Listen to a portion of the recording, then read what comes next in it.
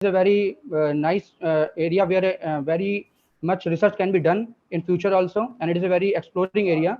So मुझे लगा कि ये एक ऐसा है जिसमें आप बता सकते हैं और बच्चों का आजकल यंग माइंड से वो उस पर कुछ ज़्यादा काम करके कुछ नई चीज़ें कर सकते हैं। तो बेसिकली हम अपना इसी को शुरू करते हैं। तो बेसिकली मैं आपका स्लाइड शेयर करता हूँ और उसके बाद मैं थोड़ा थोड़ा बताऊंगा इसमें basically.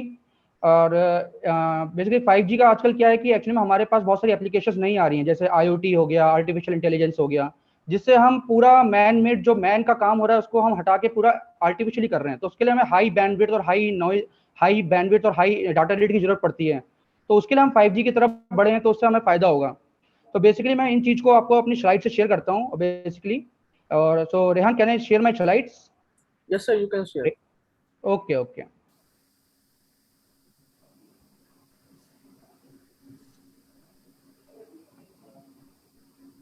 Rehan, is the slides visible? Yes, sir, visible. Okay Full screen कर दो. Okay okay. So Rehan, is visible ना? Yes, sir. ओके। सो एक बहुत ही इंपॉर्टेंट टेक्नोलॉजी है जैसे बोलते हैं 5G टेक्नोलॉजी। एक्चुअली 5G क्या है, मतलब 5th जनरेशन। जैसे जनरेशन टू जनरेशन इंसान चेंज करता है, हम बोलते हैं एक जनरेशन गैप आ गया, जनरेशन हो रहा है, वैसे ही एक मोबाइल कम्युनिकेशन का भी जनरेशन बना।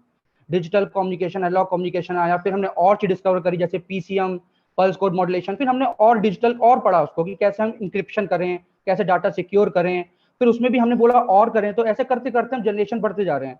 ऐसा नहीं है कि 5G है, 5G के बाद 6G 7G भी है, लेकिन पहले 5G इतना एक्सप्लोर नहीं हो पाया है। तो बेसिकली 5G पे हमें समझना जरूरी है अभी एट प्रेजेंट।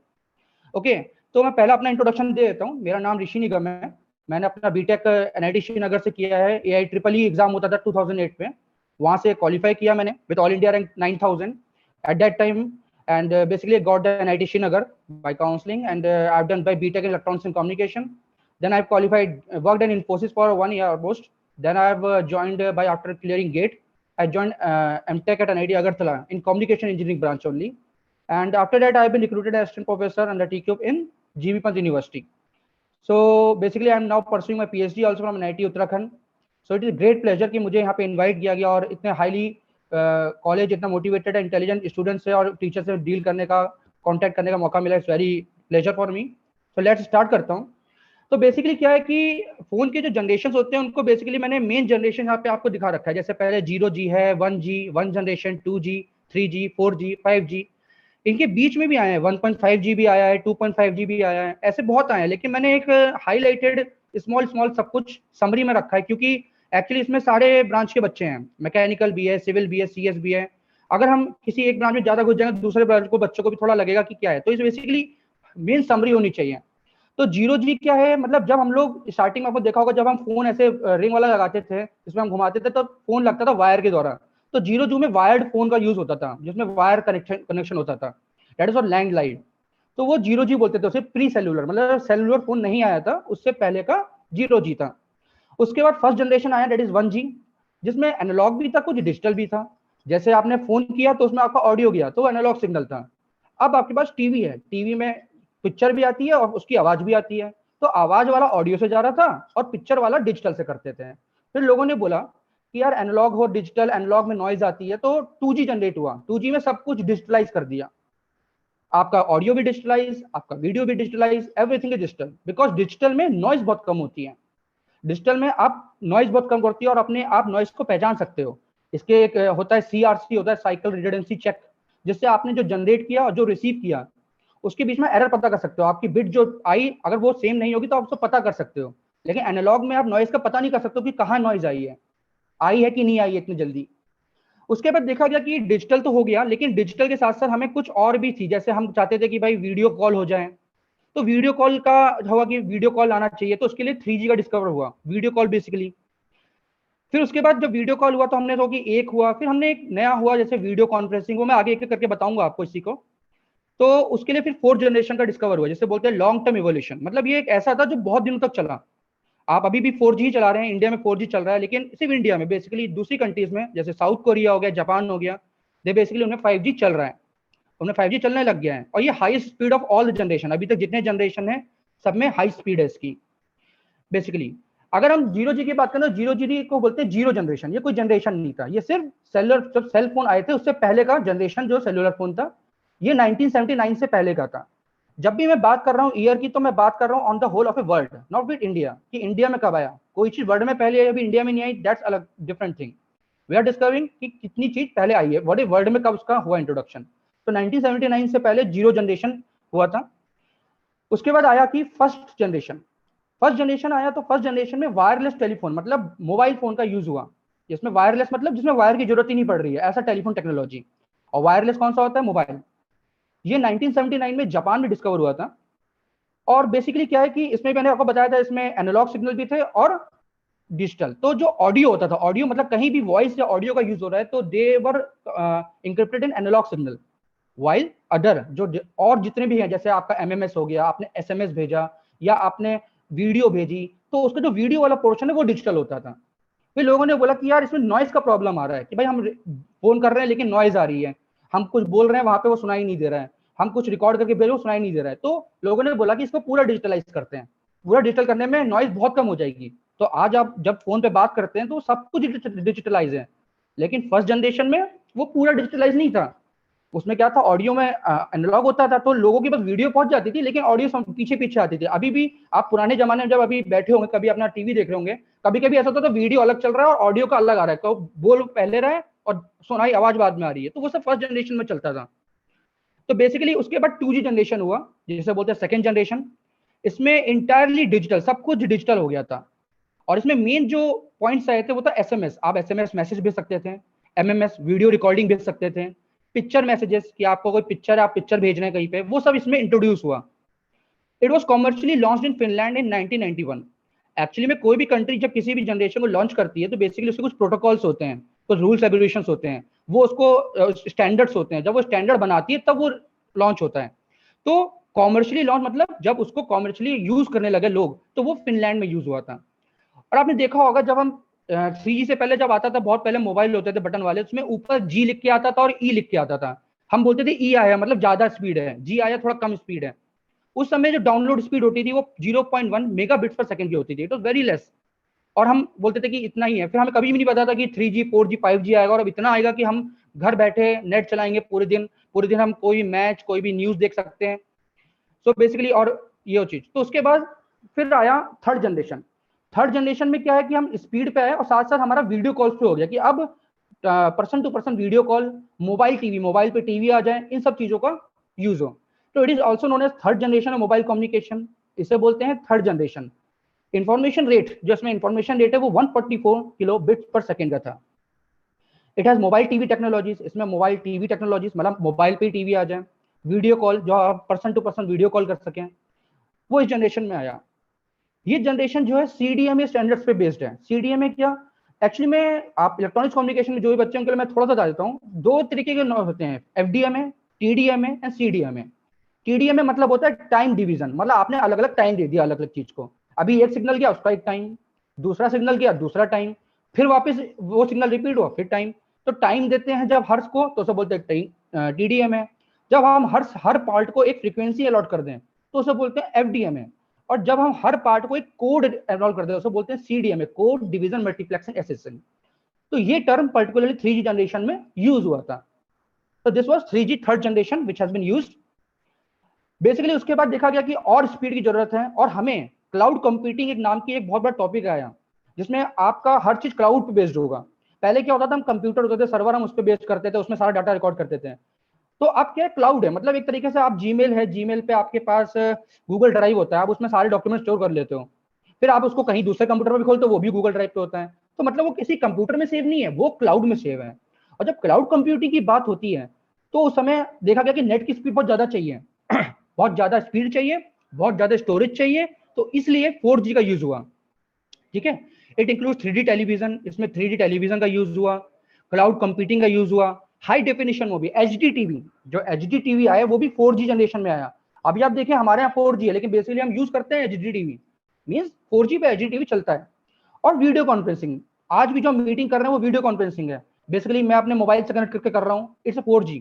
4G से कनेक्शन हो बाय यूजिंग हॉटस्पॉट, तो 4G से वीडियो कॉन्फ्रेंसिंग भी यूज हो रही है। ओके, और 4G की जो स्पीड है वो अबाउट 100 मेगाबिट्स पर सेकंड की होती है। तो ये 4G की स्पीड होती है बेसिकली।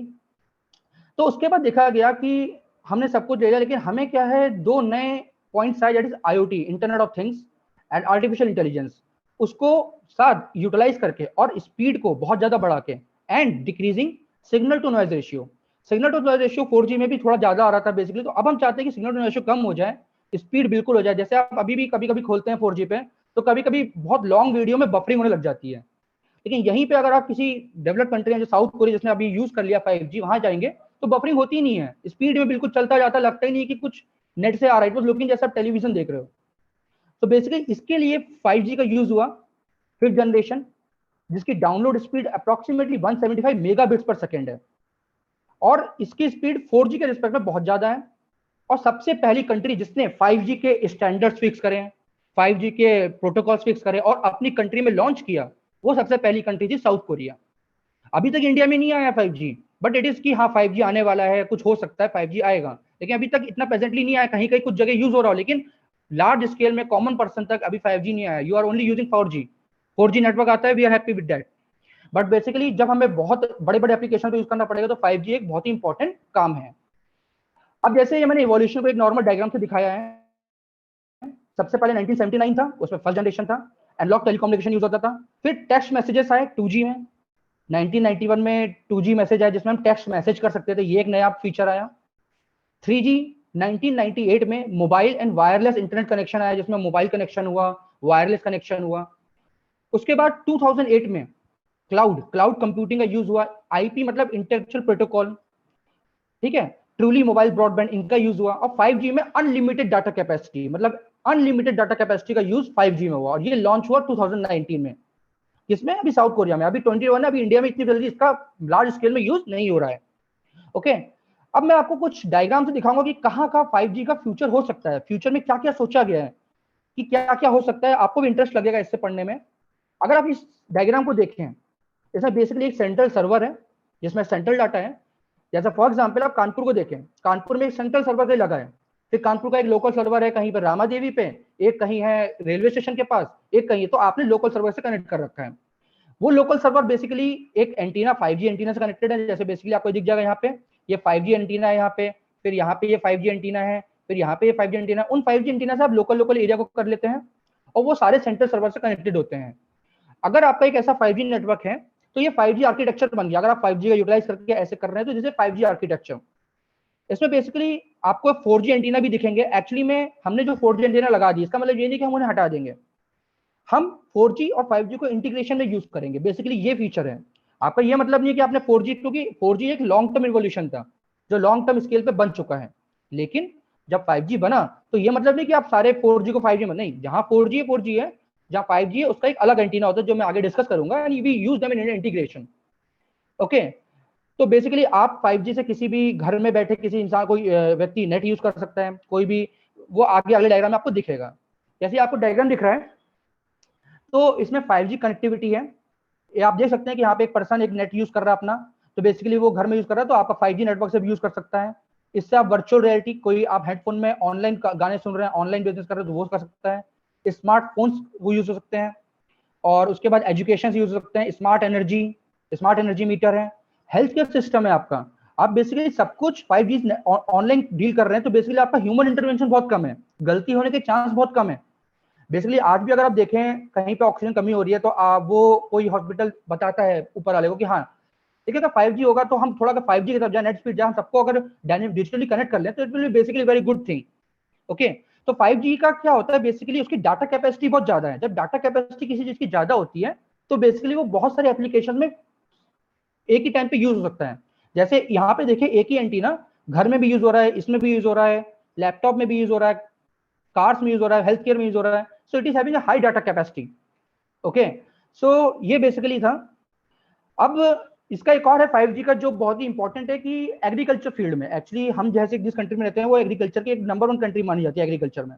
तो बेसिकली एग्रीकल्चर में क्या है कि आपको जो बफेलो या काउज है उनको आपको चारा डालना पड़ता है, इरिगेशन करना पड़ता है खेतों में, मशीन चलानी पड़ती है। तो इन सब चीजों को, या फिर स्मार्ट व्हीकल्स आप देख सकते हैं डायग्राम में। अब आप सब चीजों को अगर चाहते हैं कि सब चीजें कंट्रोल हो बाय यूजिंग मशीनरी, तो आपको एक हाई नेट भी चाहिए। ऐसा नहीं है कि आपने एक IoT बना दिया, एक रोबोट बना दिया, वो सब कर लेगा, उसको हमें मॉनिटर भी करना पड़ेगा ना। आपने रोबोट में प्रोग्राम डाल दिया और आपने कोई मशीन में डाल दिया, वो काम करेगा, लेकिन उसकी मॉनिटरिंग जरूरी है। Everything requires monitoring, either it's a machine और इट्स आप कुछ देर के लिए बना सकते हो, लेकिन थोड़ा तो कभी कभी देखना पड़ेगा। लेकिन इस लार्ज रीजन में अगर हम 5G नेटवर्क है, हमारी कैपेसिटी बहुत ज्यादा है, तो बेसिकली हम सबको कनेक्ट कर सकते हैं। ओके, तो इन दिस अगर आप देखेंगे लाइव स्टॉक ट्रैकिंग देख रखा है, जिसमें बेसिकली आपको देखेंगे कि आप गाय भैंस जो भी है या फिर काउज है, उनको डायरेक्टली आप अपने आप से जब लगे कि जब खत्म हो रहा है या टाइम पे उसको आप सिग्नल दे सकते हैं, तो वो जो भी ह्यूमन बींग होगा एक दो वो उसको देगा। इरिगेशन है तो आप टाइम टू टाइम इरिगेशन देख सकते हैं कि क्रॉप कैसा है।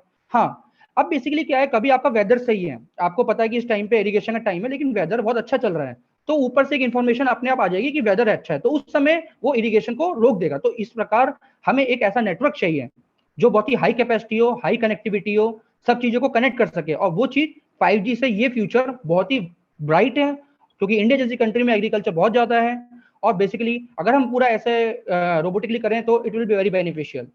ओके, अब क्या होता है कि इंडिया में ज्यादातर 4G के एंटीनास लग चुके हैं बेसिकली। अब कहीं कहीं ऐसा होता है कि आपने अगर 5G आया कहीं पे या किसी कंट्री में आ रहा है, तो आपने उसके कुछ एंटीना लगाए,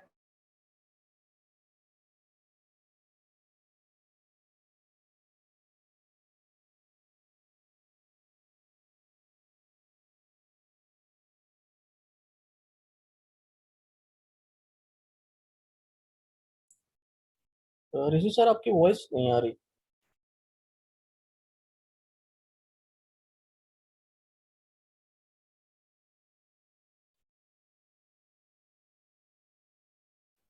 अभी भी आपके घर और के आसपास लगे होते होंगे, उसमें आपने ऊपर 3 तरीके के ऐसे स्ट्रेट एंटीनास लगे होते हैं। लेकिन 5G का एक मीमो है, मीमो मतलब multiple input multiple output, it is having many dots square type face, जिसमें जो कि स्क्वायर फेस है, जिसमें हर एक स्क्वायर फेस एक एंटीना की तरह काम कर रहा है। इट आइदर रिसीव्स और इट आइदर सेंड्स, डिपेंडेंट कि वो एक रिसीवर एंटीना है कि वो एक ट्रांसमीटर एंटीना है। और बेसिकली कोई भी एंटीना बोथ होता है, जिसको बोलते हैं transceiver, transmitter and receiver both. Okay, so this is basically the difference between the antennas of the 4G and 5G massive MIMO antennas. And then if we see particular diagram, there is a 4G antenna and there is a 5G antenna. 4G is covering a small area, but 5G is having the MIMO, multiple output. That's why it is giving many signals. So in this, if we say elevation vertical beam forcing, means that beam इसमें बहुत strong होती है। Beam strong होती है तो आपका signal की strength बहुत स्ट्रांग होती है, बिकॉज सिग्नल स्ट्रेंथ आपकी डिपेंड करती है आपकी डायरेक्टिविटी पे, गेन पे। अब आपकी बीम जितनी ज्यादा शार्प होगी, उतना ज्यादा गेन होगा, उतनी ज्यादा डायरेक्टिविटी होगी, तो उससे ज्यादा आपका सिग्नल बहुत स्ट्रांग होगा, तो आपको कभी नेटवर्क की प्रॉब्लम नहीं आएगी बेसिकली इन 5G में। जैसे आप 4G में देखते हैं, आप बोलते हैं घर के इस कोने में मेरा नेट नहीं आता, उस कमरे में नहीं आता, ये 5G में होने की चांस बहुत कम है, क्योंकि 5G यूज करता है memo, multiple input multiple output. तो बेसिकली वो उसकी बीम बहुत शार्प होती है, तो वो छोटी छोटी जगह में आराम से घुस जाती है। ठीक है, तो बेसिकली ये चीज 4G का बहुत ही अच्छा है। फिर ये मैंने कंपेयर करा है, अगर आप लेटेंसी मतलब कितना डिले हो रहा है, मतलब अगर कभी कोई लेटेंसी आ रही है 4G और 5G में, तो 4G में अप्रोक्सीमेटली 10 मिली सेकंड की लेटेंसी आती है, और 5G में लेस देन 1 मिली सेकंड की आती है। डाटा ट्रैफिक जो होता है वो 7.2 एक्साबाइट्स पर मंथ होता है, इनका 50 एक्साबाइट्स पर सेकंड होता है। पीक डाटा रेट मतलब पीक डाटा रेट 4G में जा सकता था 1 GB पर सेकंड, और वहीं पीक डाटा रेट आप इसमें देखेंगे 5G में, तो it is 20 GB per second, मतलब approximately 20 times the data rate is of 5G with respect to the 4G। Then if we consider available spectrum, तो आप स्पेक्ट्रम देखेंगे तो 3 गीगाहर्ट्ज का स्पेक्ट्रम है, मतलब स्पेक्ट्रम मतलब कितनी बैंडविड्थ है जितने में हम यूज कर सकते हैं, 3 गीगाहर्ट्ज का है, इसमें 30 गीगाहर्ट्ज का है। मतलब इफ अगर एक 4G में आप 100 यूजर्स को कर सकते हैं, अलॉट कर सकते हैं बैंडविड्थ, तो वहीं आप इसमें 30 टाइम्स 10 टाइम्स को कर सकते हैं। मतलब अगर यहाँ पे 100 है तो यहाँ पे आप 1000 यूजर्स को, उसी पर्टिकुलर एरिया के 1000 यूजर्स को बैंडविड्थ दे सकते हैं बाय यूजिंग 5G। तो आप देख रहे हैं आपका 10 टाइम्स बढ़ रहा है, अगर आप कहीं पे 100 दे रहे हैं तो आपको 1000 यूजर्स को आप दे सकते हैं बाय यूजिंग 5G। ओके, तो this is a connection density 1000 connection पर किलोमीटर स्क्वायर। कनेक्शन डेंसिटी मतलब कितनी डेंसिटी है, मतलब आप कितने कनेक्शंस ले सकते हैं। तो आपका 1 किलोमीटर स्क्वायर, अगर एक एरिया ले ले जिसका 1 किलोमीटर स्क्वायर उसका लेंथ और विड्थ है, तो उसमें आप 100,000 कनेक्शन ले सकते हैं। लेकिन इसमें 1 मिलियन कनेक्शन, तो आप सोचें कि कितने सारे आप यूजर्स को सप्लाई कर सकते हैं, तो बेसिकली कितना अच्छा आपका डीप कनेक्शन होगा वो आप देख सकते हैं इससे बेसिकली। तो ये डिफरेंस है 4G और 5G में, और इसी के कारण अभी 5G की तरफ पूरी सब लोग चल रहे हैं। 5G ही हमारा बिल्कुल बहुत ही अच्छा चल रहा है, 5G की तरफ लोग डाइवर्ट कर रहे हैं, और 5G एक ऐसा एक it's a type of path which can develop developing countries into developed country. It is a future path for a developing country to move toward a developed country. Okay, अगर हम इसमें देखें, अभी इसमें क्या होता है कि डीप फाइबर की भी बहुत जरूरत पड़ती है और वो अभी लैक कर रहा है यहाँ पे। अगर हम अपनी कंट्री में देखें तो डीप जो फाइबर है वो लैक कर रहा है, तो डीप फाइबर बहुत होना चाहिए, डीप को एक्सल फाइबर लगना चाहिए, फिक्स लाइन लगनी चाहिए। तो उससे बेसिकली जितना ज्यादा आपके डीप फाइबर बनेंगे उतना ज्यादा का 5G का जनरेशन, 5G के लिए आपको बहुत ही हाई स्पीड चाहिए, और हाई स्पीड जो होती है वो ऑप्टिकल फाइबर में होती है, क्योंकि ऑप्टिकल फाइबर में एनर्जी का जीरो लॉस होता है। बिकॉज आप लोगों को पता होगा कि 5G जो होता है वो बेसिकली किसके लिए यूज होता है, इससे उसमें जो ऑप्टिकल फाइबर होता है उसमें टोटल इंटरनल रिफ्लेक्शन होता है, जिसमें energy almost almost zero loss होती है। ठीक है। हेलो रेहान, आवाज आ रही है? हेलो, हाँ सर, आवाज क्लियर है। आ रही है? हाँ हाँ, ओके ओके, कंटिन्यू करिए। ठीक है। तो बेस हाँ, ओके, तो फिर 5G वायरलेस रीचर यूजर्स हैं, तो इसमें आपके माइक्रो एंटीना कहाँ का लग सकते हैं? आप छत ऊपर अपना माइक्रो एंटीना लगा सकते हैं, हाउस राउटर सर्वर्स वो लगा सकते हैं। आप एंटीना जो जो नॉर्मल एक एंटीना है उस पर आप मजमू लगा सकते हैं अपना, फास्टर स्पीड शॉर्टर डिस्टेंस लगा सकते हैं, handles call data rate at slower speed and greater distance. तो ये सब टावर्स किस तरीके से ये फ्यूचर में कहाँ कहाँ आपके एंटीना लग सकते हैं? जैसे माइक्रो एंटीना है placed on building, faster speed and shorter distances, central facility house routers, router सबको पता होगा सीएस वालों को, servers software that control network वो लग सकते हैं। तो इस प्रकार का एक आर्किटेक्चर है कि किस प्रकार how 5G wireless reaches user, user के पास किस तरीके से पहुंचता है। तो ये तरह का कनेक्शन होगा तो आपके हर यूजर तक 5G पहुंच पाएगा। ओके, तो अब हम 5G का यूज केसेस दिखाएंगे। 5G के मैंने 5 यूज केसेस जो बेसिकली यूज होते हैं, वो है IoT। मैंने आपको बताया internet of things. Internet of things क्या है? इसका एक सिंपल एग्जांपल है, आप कभी आप घर में बैठे हैं, आप चाहते हैं कि आपका एक ही रिमोट से एसी भी ऑन हो जाए, टेलीविजन भी हो जाए, लाइट भी ऑन हो जाए, पंखा भी हो जाए, बेसिक सब कुछ एक जगह आ जाए। आपने कुछ भी बोला आपका सब हो जाए, आप घर से बाहर निकल रहे हैं अपने आप लाइट ऑफ हो जाए। इस तरीके से मतलब इंटरनेट ऑफ थिंग्स मतलब वो सारी की सारी इंटरनेट के थ्रू चलेंगी। जब everything is monitored internet, it is called IoT। But it is only for दो जिसमें मशीनरी है, जैसे पंखा है वो चलता है, बट एसी है, this are all for machines. Okay, IoT। तो IoT के लिए बहुत ही हाई डाटा चाहिए, जिसके लिए आपको 5G की जरूरत बहुत अच्छे से उसके साथ कनेक्टिविटी बना के चल सकता है। ठीक है। Critical control of remote devices, ऐसी कोई डिवाइसेस जो बहुत रिमोट है, जैसे बहुत रिमोट एरिया में कोई डिवाइसेस आपको उसको कंट्रोल करना है, तो आपको क्या है कि आप जब रिमोट एरिया तक जाना है तो आपके पास कोई, इसकी एज लिमिट जो होती है इसरो की वो 35 होती है। इसरो एक ऐसा एग्जाम है जो आप मैक्सिमम अटेम्प्ट दे सकते हैं, यानी वो हर साल आपका रिक्रूटमेंट करता है बेसिकली। ठीक है। फिर बार्क जो होता है उसकी 26 साल उम्र होती है, तो बेसिकली बार्क लेकिन बहुत ही अच्छा, ये भी साइंटिस्ट की पोस्ट होती है।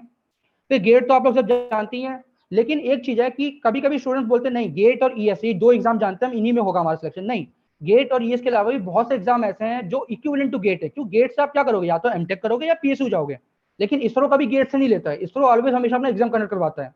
ओके, तो गेट भी एक इंपॉर्टेंट एग्जाम है।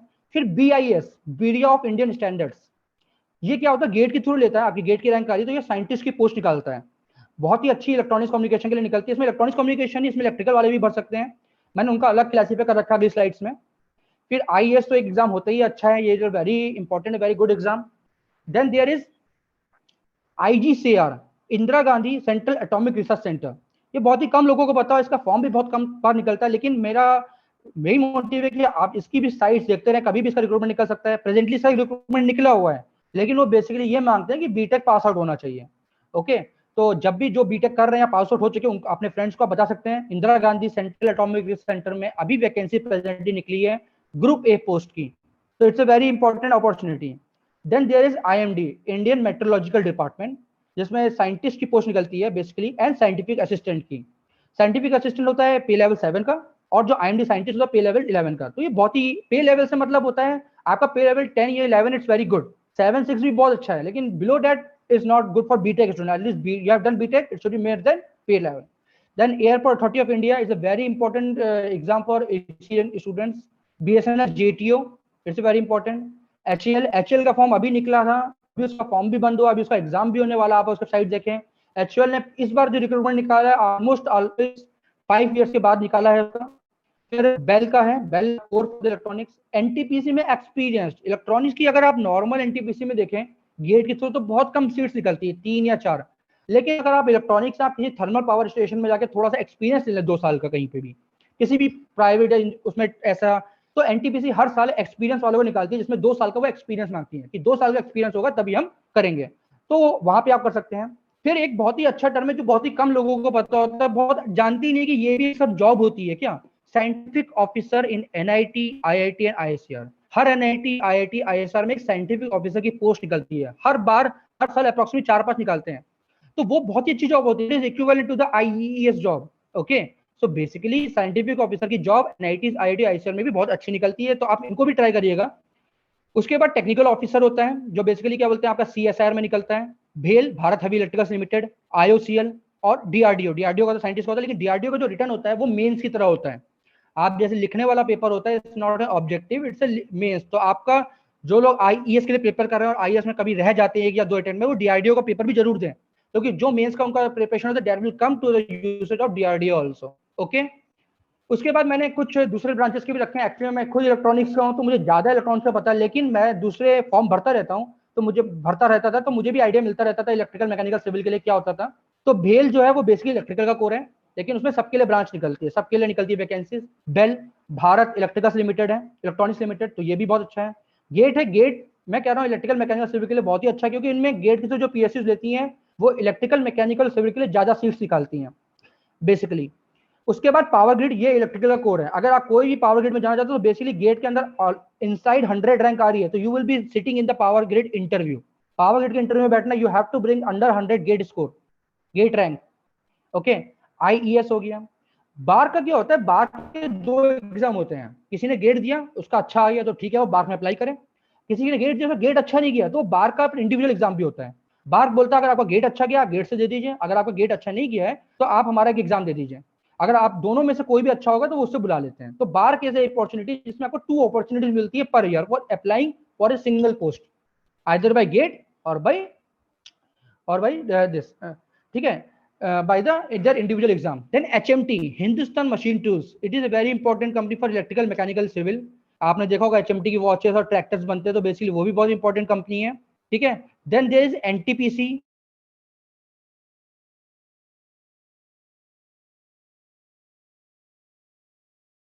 National Hydro Power Corporation, NPCI, National Power Corporation Limited, ये एक एटॉमिक एनर्जी की तरह है, इसमें साइंटिस्ट की पोस्ट निकलती है, और बेसिकली इलेक्ट्रिकल, मैकेनिकल, सिविल के लिए तो बहुत ही ज्यादा निकलती है, तो they should apply for this also.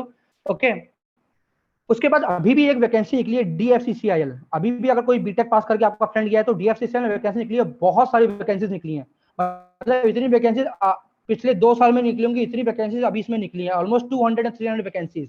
Okay, तो बीएसएनएल निकली है। फिर एक लेक्चरर की पोस्ट होती है, लोग बोलते हैं सर ये लेक्चरर क्या होता है। आपके पास Bihar public service commission, Uttar Pradesh public service commission, UPSC, MPPSC lecturer की पोस्ट निकालते हैं, जिसकी सैलरी पे लेवल 10 की होती है। लोगों को पता नहीं होता कि ये भी एक वैकेंसी है, लोग सिर्फ एक एग्जाम के लिए पढ़ने लग जाते हैं, और वो एग्जाम मैं मानता हूँ अच्छा करते हैं, लेकिन आप ये नहीं कह सकते कि आपका कंटिन्यूस आपने एक एग्जाम के लिए पढ़ा उसमें हो ही जाएगा। Nobody can take guarantee, so you have to take many other forms with you also. Okay, कि अगर मेरा इसमें नहीं हो रहा है, मैं मानता हूँ इसमें मेहनत करो, लेकिन दूसरे फॉर्म लेके चलना है।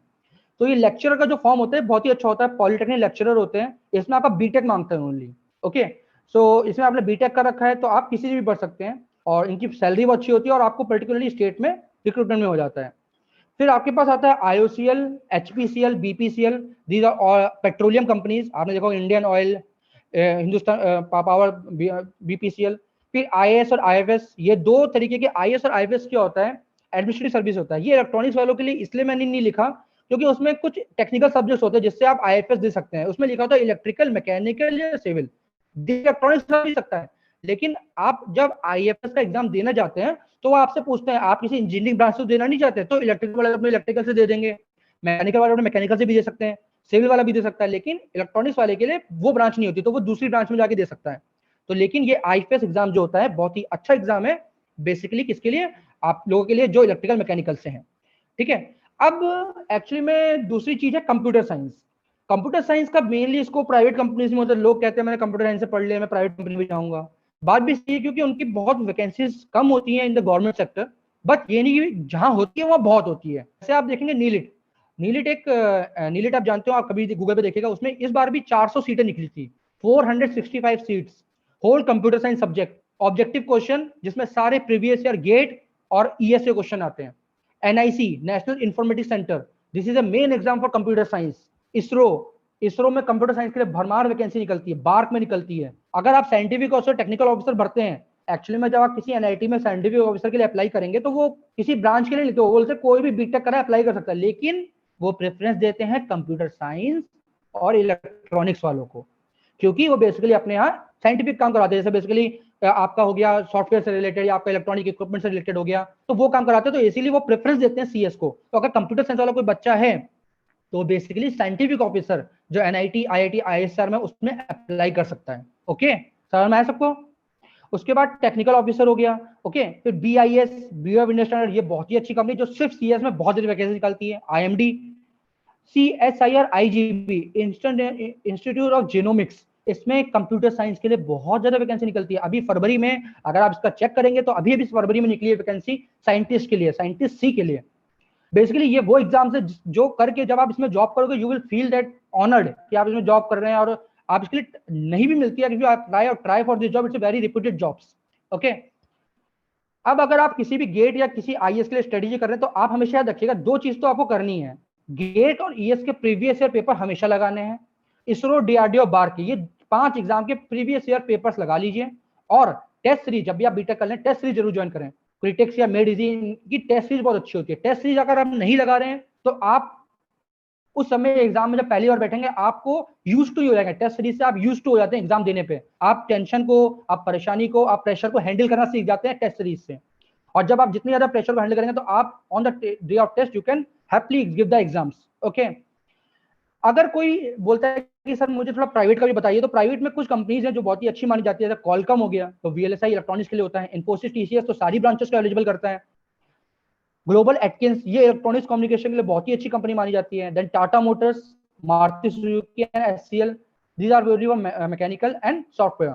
ओके, सो ये बेसिकली मैंने कुछ प्राइवेट कंपनी लगी है, प्राइवेट कंपनी बहुत सारी होती है, लेकिन अगर आप इनमें काम कर रहे हैं, इनका एक्सपीरियंस काउंट करके आप किसी दूसरी फील्ड में जाते हैं तो उसमें भी इनका एक्सपीरियंस की वैल्यू होती है। ओके, अगर आपने किसी ने चाहता है कि सर मैं एमटेक करना चाहता हूँ, एमटेक के लिए कौन कौन सी ब्रांच हो सकती है, मुझे कुछ ब्रांचेस पता है जो मैंने आपको बता रहा हूँ, और भी ब्रांचेस होती है मुझे थोड़ा पता है। जैसे वीएलएसआई इलेक्ट्रॉनिक्स में, अगर आप इलेक्ट्रॉनिक्स से हैं तो आपके लिए वीएलएसआई बहुत ही अच्छी ब्रांच माना जाता है। आईओटी हो गया, internet of things, cyber security, cyber security आपका बहुत इंपॉर्टेंट है सीएस वालों के लिए, आर्टिफिशियल इंटेलिजेंस, इलेक्ट्रिकल वालों के लिए पावर सिस्टम्स, मैकेनिकल वालों के थर्मल सिस्टम्स। तो these are the very various branches in which अगर आप एमटेक करते हैं तो आपको बेसिकली बहुत अपॉर्चुनिटीज मिलेंगी, क्योंकि ये वो एजेंसी है जहां पे अभी डेवलप शुरू हो रहा है। और खासकर वीएलएसआई, अगर कोई इलेक्ट्रॉनिक्स वाला है तो वीएलएसआई पकड़े, कि वीएलएसआई का बहुत ही स्कोप है। बैंगलोर को बोलते हैं silicon chip valley of India. Silicon मतलब चिप वैली, मतलब जहां पे सिलिकॉन चिप में काम हो रहा है। Bangalore becoming the hub for the VLSI factory companies. Okay, उसके बाद क्या मतलब कुछ बेस्ट इंस्टीट्यूट जो यूज होते हैं एमटेक के लिए, तो आपके पास 7 जो ओल्ड आईआईटीज, अगर आप वहां से एमटेक कर रहे हैं तो बेसिकली आपको कोई प्रॉब्लम ही नहीं होगी कभी प्लेसमेंट या किसी की, जिसमें कानपुर, दिल्ली, रुड़की, गुवाहाटी, दिल्ली, मद्रास, बॉम्बे आता है। आप इनसे अगर किसी से भी एमटेक कर रहे हैं अच्छी ब्रांच से, तो आप पर्टिकुलर परफेक्ट प्लेसमेंट आपका किसी प्राइवेट में तो अच्छा हो जाएगा, अगर गवर्नमेंट में नहीं भी आप लेना चाहते हैं तो। एनआईटी से भी राउरकेला, वारंगल, कुरुक्षेत्र, इलाहाबाद एंड सूरत। और तीसरा है आईआईएससी बैंगलोर। आईआईटी से पहले भी आपका प्रेफरेंस आईआईएससी बैंगलोर का होना चाहिए। IISc Bangalore is the top institute for doing the MTech in India. MTech करना है अगर आप आईआईएससी बैंगलोर से कर रहे हैं, तो you are having the very bright future. Okay, then ये आईआईटी, सॉरी ट्रिपल आईटी है, triple IT Allahabad and Hyderabad, they can also be used as an as a scope for the this for in the particularly electronics and CS and IT, because it's triple IT, Indian Institute of Information Technology। तो इसमें सिर्फ 3 branches होती हैं triple ITs में, computer science, IIT and electronics. तो इसमें 3 branch के जो फैकल्टीज हैं या स्टूडेंट्स हैं वो अप्लाई कर सकते हैं, एमटेक कर सकते हैं। इसमें मैकेनिकल इलेक्ट्रिकल की इतनी वैकेंसी नहीं होती हैं। ओके, अगर आप एमबीए करना चाहते हैं तो ओल्ड आईएम्स हैं, जैसे लखनऊ हो गया, उसमें से एक आईएम, उसमें आप करें। नीति मुंबई बहुत अच्छा है। आपको एमबीए करना, कैट परसेंटाइल रिस्पेक्टिवली अबव 97% होगा तो आपको एक अच्छा पर्टिकुलर एमबीए का स्कोप मिल सकता है। अदर एग्जाम्स जो है टोएफल, कैट, जीआरई, ये एग्जाम्स आप देख के आप फॉरेन में कुछ जाके पढ़ाई कर सकते हैं, अपने एमएस वगैरह, मास्टर ऑफ साइंस, एमएस कर सकते हैं। ओके, अगर आपने एमटेक कर लिया तो एमटेक करने के बाद आपके पास कुछ वैकेंसीज खुलती है जो बीटेक वाले नहीं भर सकते हैं। तो आप क्या है, भीड़ से अलग हो गए, क्योंकि बीटेक वाली भीड़ बहुत ज्यादा है। अगर आपने एमटेक कर लिया थोड़ा भीड़ से अलग हो जाओगे आप। जब तो आपके पास इसरो में वैकेंसीज कुछ एमटेक वालों के लिए निकलती है जिसमें बीटेक वाले नहीं भर सकते हैं, और उसमें डायरेक्टली शॉर्ट लिस्टिंग होकर आपका इंटरव्यू के लिए शॉर्ट होते हैं आप लोग। तो अगर आपने एमटेक कर लिया है तो आपके लिए ये वैकेंसीज बहुत ज्यादा इंपॉर्टेंट है। इसरो, IMD में भी एमटेक वालों के लिए निकलती है, वो बीटेक वाले वहाँ अप्लाई नहीं कर सकते। तो आपको बहुत ही ज्यादा कंपटीशन नहीं देगा जब आप एमटेक कर लेते हैं। तो कभी कभी अगर आप अप्लाई कर रहे हैं, आपका नहीं हो रहा है किसी वैकेंसी में किसी सीट में, तो आप अपनी डिग्री जरूर लाइए। अगर एक साल आपका गैप दे दिया, ठीक है मैं एक साल कोचिंग करूंगा, लेकिन ये नहीं कि ज्यादा गैप लेना है। आप अपनी डिग्री बढ़ाइए, उसके साथ साथ पढ़ाई करिए, वो सही है। क्योंकि डिग्री बढ़ने के साथ हो सकता है आपकी वो डिग्री आती आपको कंपटीशन कम वाले एग्जाम्स देने को मिले। ओके, वैसे ये VSSC होता है, LPSC Vikram Sarabhai space centre, liquid petroleum space centre, ये क्या होते हैं, इसरो के अलग अलग सेंटर्स हैं, वो अपना अलग अलग रिक्रूटमेंट निकालते हैं, लेकिन सिर्फ किसके लिए, एमटेक वालों के लिए। SAC space application centre Ahmedabad, LPSC Tiruchirappalli, Vikram Sarabhai space centre Kerala, these are the vacancy जो सिर्फ एमटेक वालों के लिए निकलती है। तो अगर आपने एमटेक निकल लिया तो ये वैकेंसी सिर्फ एमटेक वालों के लिए, आपके लिए है। आप अप्लाई करिए, शॉर्टलिस्ट हुए, direct you will be getting the seat in the interview before ISRO. ठीक है। Sameer society of microwave electronics engineer Mumbai, it's very important. और साथ साथ आप असिस्टेंट प्रोफेसर के लिए भी अप्लाई कर सकते हैं स्टेट गवर्नमेंट कॉलेजेस में, क्योंकि स्टेट गवर्नमेंट कॉलेजेस में अभी तक PhD कंपलसरी नहीं हुई है असिस्टेंट प्रोफेसर के लिए, वहां अप्लाई कर सकते हैं अगर आप एमटेक करते हैं तो। लेकिन हाँ, अगर 1-2 साल में ऐसा कोई नोटिस आ गया कुछ कि भाई आप नहीं कर सकते, तब आपको PhD कंपलसरी होगी किसी भी स्टेट गवर्नमेंट में या NIT IIT के लिए PhD करने के लिए। अगर आपने PhD कर ली, कि जैसा मैंने PhD भी कर ली, तो उसके बाद आपके लिए ये अपॉर्चुनिटीज खुल जाती है बहुत ही अच्छी। आप किसी भी NIT में असिस्टेंट प्रोफेसर बन सकते हैं, IIT में बन सकते हैं, IIIT में बन सकते हैं, private top university like GLA Mathura में बन सकते हैं, MIT यूनिवर्सिटी में, बहुत अच्छी अच्छी यूनिवर्सिटी में बन सकते हैं। आउटसाइड इंडिया भी जाके आप लोग कर सकते हैं, बेसिकली आउटसाइड इंडिया की भी टीचिंग कर सकते हैं, लेकिन आपका PhD होना चाहिए। क्योंकि ये भी पहले 2014 से पहले एमटेक वाले ही असिस्टेंट प्रोफेसर के लिए अप्लाई कर रहे थे NIT के लिए, लेकिन 2014 में एक नोटिस निकला बाय यूजिंग MHRD दैट कि particularly PhD is compulsory to apply for assistant professor NIT IIT IIIT। So basically वहां पे आप लोग फिर PhD कंपलसरी आप लोग के लिए। ठीक है। तो तो यही मेरी कुछ स्लाइड्स थी जो मैंने कुछ 5G का बताया, कुछ स्टूडेंट्स के बारे में बताया बेसिकली। तो अगर कोई और कुछ पूछना चाहता है, कुछ डाउट्स हैं, तो बेसिकली ही और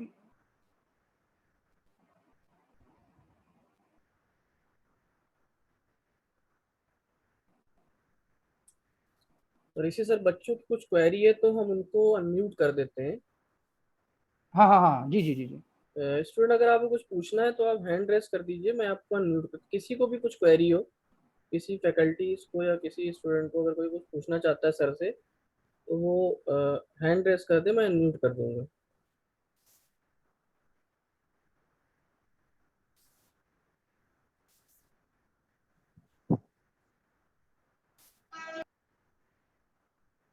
कविता पासवान, आप कुछ पूछना चाह रही हैं? अर्जुन,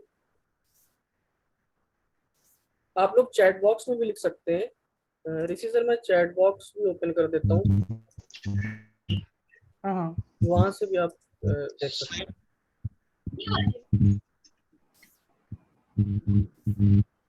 हेलो। हाँ नीलेश, आप कुछ पूछना चाहते हैं? हेलो। Yes sir. सर मेरा क्वेश्चन ये था कि sir actually I am from electrical engineering. Okay okay. तो sir being in electrical engineering, क्या कम्युनिकेशंस के थ्रू, बैकग्राउंड के थ्रू एमटेक करना ज्यादा बेटर होगा या मैं अपने कोर पे ज्यादा रहूं?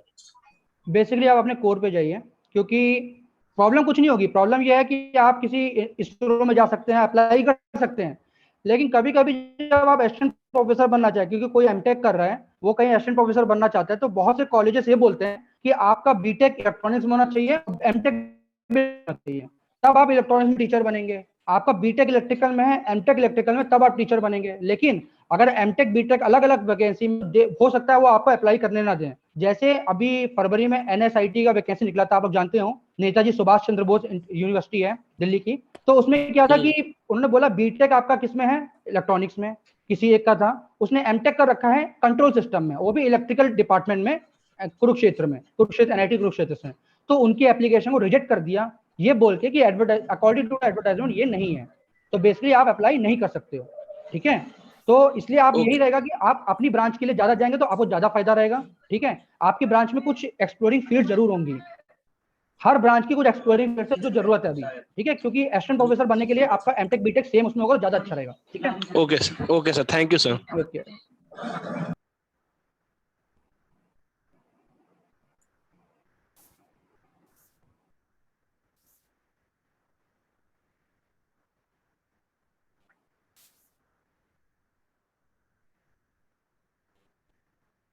चैट बॉक्स में आप लोग लिख सकते हैं। और कुछ कोई है स्टूडेंट रियान? हैंड, हाँ सर, ये कुछ स्टूडेंट हैंड रेज कर रहे हैं। तो भूमिका वासने, आप कुछ पूछना चाह रही हैं? म्यूट कर लीजिए। Good afternoon sir. Good morning, good afternoon. Sir हम B Tech first year CS branch के स्टूडेंट हैं। ओके। एक्चुअली सर मैं ये पूछना था कि अगर हमें बीटेक के बाद डिफेंस ज्वाइन करना हो तो उसके लिए हमें कब से और क्या प्रिपरेशन करनी पड़ेगी? डिफेंस डिफेंस ज्वाइन करना है आपको? Defence yes sir. यस मतलब सर। आप ये बोल रहे हैं जैसे ये होता है इंडियन नेवी और इंडियन आर्मी ना? Okay, like yes this sir. ना? हाँ, तो एयरफोर्स। मैं बताता हूँ। हाँ, एयरफोर्स। ओके, मैं बताता हूँ। देखिए, आपने अपना बीटेक कर लीजिए पहले तो। उसके बाद आपके पास एग्जाम होते हैं, जैसे बोलते हैं एक होता है एफकेट होता है। एफकेट एग्जाम दीजिए। उसके बाद एफकेट एग्जाम क्वालिफाई करने के बाद बेसिकली आप एयरफोर्स के लिए जा सकते हैं। लेकिन उसके लिए आपका एक एसएसबी होता है 5 दिन का। ठीक है? तो ये होता है आपका पर्टिकुलरली इसके लिए। और एक दो फॉर्म और निकलते हैं अलग से। इंडियन आर्मी, आप गूगल पे कभी चेक करेंगे, इंडियन आर्मी की वेबसाइट जाइए, या इंडियन नेवी या इंडियन एयरफोर्स, तो वो अपनी वैकेंसीज निकालते हैं। जैसे बेसिकली सब असिस्टेंट कमांडेंट की वैकेंसी पिछले साल निकली है 2019 में, 200 वैकेंसीज निकली हैं। और आर्मी, जिसमें उन्होंने मांगा है कि इलेक्ट्रॉनिक्स एंड सीएस से बीटेक होना चाहिए। ठीक है? जिसपे वो रिटर्न कराएंगे, उसके बाद 5 दिन का वो होगा। और इंडियन नेवी भी कराती है, जिसको बोलते हैं कोर्स टीजीटी।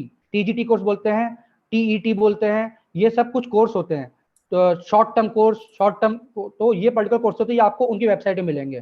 ठीक है? तो आप इतना याद रखिए कि एफकेट एग्जाम याद रखिएगा, और सारी आर्मी, एवी और जो भी है उनकी वेबसाइट पे जाके देखते रहिएगा। उनके वहां पे जरूर नोटिफिकेशन आता है इंजीनियरिंग वालों के लिए। ठीक है? टेक्निकल ऑफिसर भी आता है उनके लिए। ठीक है? तो सर एक्चुअली मुझे ये पूछना था कि जो प्रिपरेशन होती है उसकी, हाँ हाँ। एयरफोर्स आप की, तो वो हाँ हाँ कब हाँ। से करनी चाहिए?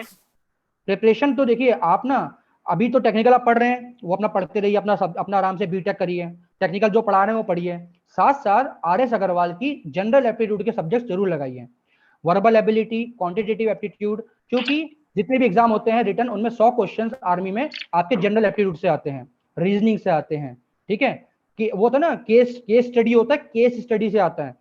क्योंकि आप जब 5 दिन का वो करेंगे ना, जब आप सिलेक्ट भी हो जाएंगे रिटर्न में, तो आपका 5 दिन का वो होता है, क्या बोलते हैं, एसएसबी होता है। उसमें एक दिन केस स्टडी होती है, जिसमें आप पूरी स्टडी करते हो, आपको सब बताना होता है। तो आप उसके एक्सपर्ट बनिए इन चीजों के। हो सकता है आप रिटर्न निकाल ले, लेकिन आप एसएसबी में रह जाए, क्योंकि एसएसबी में 90% स्टूडेंट्स रह जाते हैं। ओके? ठीक है? Okay, thank you sir. ये कोई वीआईटी, अच्छा, पवित्र मैसेज कर पाषाण, रहे हैं। वीआईटी अलीगढ़, ऋषि भारद्वाज। हाँ, ऋषि इन्होंने मैसेज भारद्वाज। किया हुआ है कि हाँ मैं हाँ। बीटेक AIML से हूँ, तो इंडियन पब्लिक सर्विस के लिए प्रिपरेशन करने के लिए पूछ रहे थे। इंडियन पब्लिक सर्विस कौन सा? आईईएस ना? इंडियन IPS की पब्लिक सर्विस कौन पब्लिक। सा? इंडियन, अच्छा, आईपीएस अफसर। ओके। तो इसका तो देखिए बेसिकली मुझे भी इतना ज्यादा आइडिया नहीं, कि मुझे दो चीज का आइडिया है। आईईएस का, इंडियन इंजीनियरिंग सर्विस, क्योंकि वो इंजीनियरिंग सर्विसेज के लिए है। आईएएस अगर आप बनना चाहते हैं तो उसके लिए इंजीनियरिंग फील्ड्स होती हैं, जैसे आपका इलेक्ट्रिकल और मैकेनिकल, आप इनसे देंगे तो आपका आराम से हो जाता है। ठीक है? ठीक है? तो आप इसके लिए आप इतना याद रखिए कि आपको अपना एप्टी स्ट्रॉन्ग रखना है। आईईएस के लिए तो आपका इंजीनियरिंग रहता है पूरा, जैसे प्री और मेंस। अच्छा, Indian police service, okay. Indian police service के लिए आपको एप्टी अपना स्ट्रॉन्ग रहना पड़ेगा, क्योंकि उनके रिटर्न में एप्टी बहुत आता है। Quantitative aptitude, GK, general knowledge बहुत अच्छे से करनी पड़ेगी आपको अपनी। ओके? टेक्निकल तो सभी का अच्छा होता है, आजकल टेक्निकल में सब कर देते हैं, 100 में से 90 तो सब ले आएंगे रट रट के। आप अभी निकलोगे, आपसे पहले के निकले हुए बैठे होंगे बाहर, कंपटीशन दे रहे होंगे आपको। टेक्निकल तो आप कर ही लोगे, टेक्निकल आपको अच्छे से आना चाहिए, लेकिन आपका जीके जो होता है वो आपका मेरिट में डिफरेंस करता है, कि जीके के कुछ क्वेश्चन उसको आते हैं जो आपको नहीं आते, वो आपका मेरिट डिफरेंस कर देता है। ठीक है?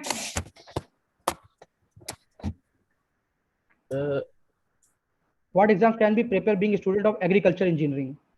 एग्रीकल्चर इंजीनियरिंग के बेटा ये है कि इसका तो कुछ एग्जाम्स ऐसे होते हैं जो एग्रीकल्चर के लिए होते हैं। जैसे इसका मुझे भी इतना ज्यादा आइडिया नहीं है, लेकिन जैसे पब्लिक सर्विस कमीशन होता है, यूपीएससी, यूपीपीएससी, ये एग्रीकल्चर वालों के अलग से निकालते हैं। और एग्रीकल्चर कॉलेज है, जैसे ये जीबीपीयूटी है, GB Punjab university of agriculture, इसमें एग्रीकल्चर का कॉलेज है।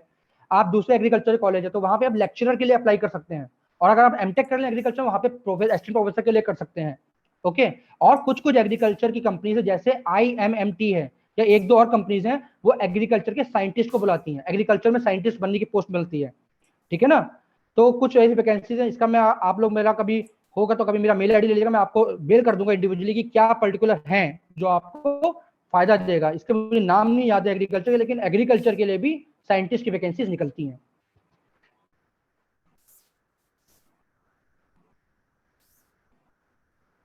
और किसी स्टूडेंट को क्वेरी है तो फिर हम लोग एंड करें। अगर हमें लग रहा आप किसी को कुछ एक स्टूडेंट सर पूछ रहे हैं कि disadvantage of 5G। Disadvantage of 5G जैसे बेसिकली क्या है ना, एक्चुअली में क्या है, अब आप ज्यादा किसी चीज को यूज कर रहे हैं, आप ज्यादा यूज कर रहे हैं, तो बेसिकली क्या होता है, उसको सिक्योरिटी की प्रॉब्लम आती है। आप कितना भी सिक्योर कर लें, जितना ज्यादा आप उसको किसी को यूज करें, कितने ज्यादा लिंक करेंगे, तो उसका पहले सिक्योरिटी। और दूसरी चीज यह है कि भाई कोई चीज का डिसएडवांटेज यही होता है कि उसका दूसरा जब आ रहा है, इसका मतलब उसमें कुछ स्पीड की और सिग्नल टू नॉइज रेशियो की प्रॉब्लम है। तो 5G में सिग्नल टू नॉइज रेशियो की थोड़ी प्रॉब्लम ज्यादा होती है, तो अगर 6G आएगा 7G आएगा तो उसमें और ज्यादा अच्छा होगा। ठीक है। How many exam in UPSC main exam, how much exam in UPPSC main exam. बेटा ये समझ में नहीं आ रहा क्या लिखा, how sir how much exam in UPSC main exam. ये कि अगर आप, मुझे लग रहा है जो आप पूछ रहे हैं आईएएस का मेन होता है, वो रिटर्न होता है, लिखने वाला एग्जाम होता यही है। पूछना चाह रहे हैं। 3-3 घंटे के 2 पेपर होते हैं। एक पहला होता है जिसमें आपके पहले 6 सब्जेक्ट आते हैं, आपके टोटल 12 सब्जेक्ट होते हैं, पहले का 3 घंटे का बनता है, 9 से 12 होता है, फिर 2 से 5 दूसरा होता है आईएएस का एग्जाम। उन दोनों एग्जाम को आप देते हैं, वो उसके बाद आपका इंटरव्यू कॉल आता है, लेकिन उस तक पहुंचने के लिए आपको मेंस जाना होता है। ठीक है, मेंस प्री देना पड़ता है, प्री में जब आप क्वालिफाई करें तभी आप वो एग्जाम दे सकते हैं।